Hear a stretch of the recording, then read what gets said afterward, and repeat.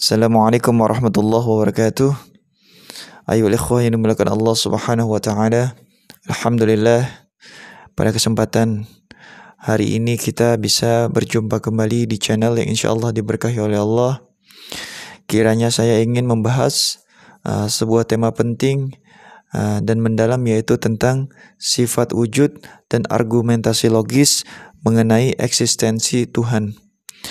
Di dalam kajian Aqidah Ahlussunnah wal Jamaah, sifat wujud menjadi salah satu sifat yang wajib dimiliki oleh Allah Subhanahu wa taala. Keberadaan Allah dan sifatnya merupakan dasar keyakinan kita sebagai umat Islam. Sifat wujud adalah sifat yang menegaskan bahwa Allah itu ada. Di dalam tradisi Islam, terutama di dalam pemikiran para ulama klasik, sifat ini menjadi pondasi untuk memahami eksistensi Tuhan. Seperti yang dinyatakan oleh Syekh Ahmad An-Nahrawi di dalam karyanya Al-alamu hadathun wa kullu hadathin muhtaj ila muhaddithin, yang berarti alam itu baru dan setiap yang baru memerlukan pencipta. Marilah kita pahami lebih dalam mengenai alam semesta ini. Alam merupakan ciptaan yang memiliki awal, dan segala sesuatu yang memiliki awal pasti memerlukan pencipta. Ini adalah prinsip logis yang tidak bisa dibantah. Di dalam konteks ini, Allah sebagai pencipta menjadi satu-satunya pihak yang dapat memenuhi kebutuhan penciptaan tersebut. Di dalam kajian teologi, para ulama menggunakan pendekatan logika dan silogisme untuk membuktikan eksistensi Tuhan. Argumentasi ini seringkali dimulai dengan premis bahwa alam semesta bersifat baru. Di dalam bahasa Arab, kita menemukan ungkapan kullu muhdatsin fa huwa muhtaj ila muhdits, yang berarti setiap yang baru pasti memerlukan pencipta. Sebagaimana dicatatkan Al-Quran, am khuliqu min ghairi syai'in am humul khaliqun, yang artinya apakah mereka diciptakan tanpa sesuatu ataukah mereka yang menciptakan diri mereka sendiri. Ayat ini menegaskan bahwa penciptaan yang tidak terduga tidak mungkin terjadi tanpa adanya Tuhan.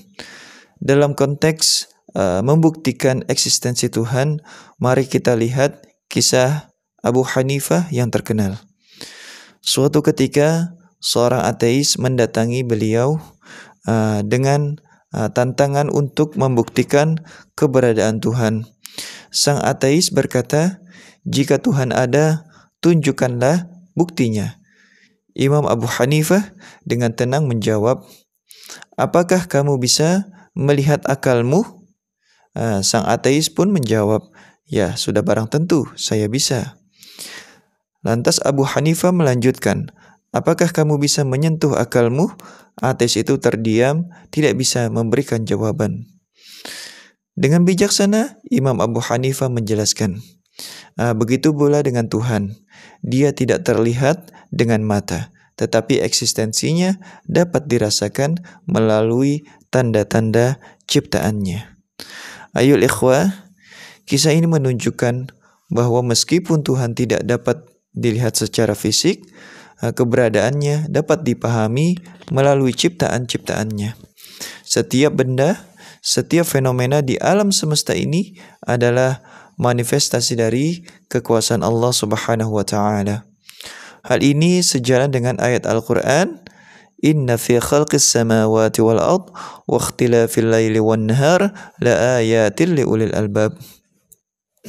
Yang artinya, sesungguhnya dalam penciptaan langit dan bumi dan pergantian malam dan siang terdapat tanda-tanda bagi orang yang berakal. Ayuhal ikhwah yang dimuliakan Allah, salah satu poin yang penting di dalam argumen logis ini adalah bahwa alam semesta ini bersifat baru dan memerlukan pencipta. Keberadaan alam yang baru ini menuntut kita untuk mengakui bahwa sebelum adanya alam, ada potensi untuk tidak ada, yang di dalam istilah ilmiah disebut dengan mungkin. Ketika alam ini akhirnya ada, jelas ada pihak lain yang menentukan keberadaan tersebut, dan itulah Allah Subhanahu wa Ta'ala. Imam Al-Ghazali di dalam karyanya menyatakan, la yu'qalu an takuna hunaka maddah mumkinah bila mujibin. Yang berarti tidak mungkin ada suatu materi yang mungkin ada tanpa adanya yang menghendaki. Ini memperkuat argumen bahwa segala sesuatu yang ada di alam semesta memerlukan Tuhan sebagai pencipta dan pengatur. Ayo ikhwah yang dimuliakan Allah Subhanahu wa Ta'ala, pemahaman tentang sifat wujud dan eksistensi Tuhan sangatlah penting dalam memperkuat keimanan kita.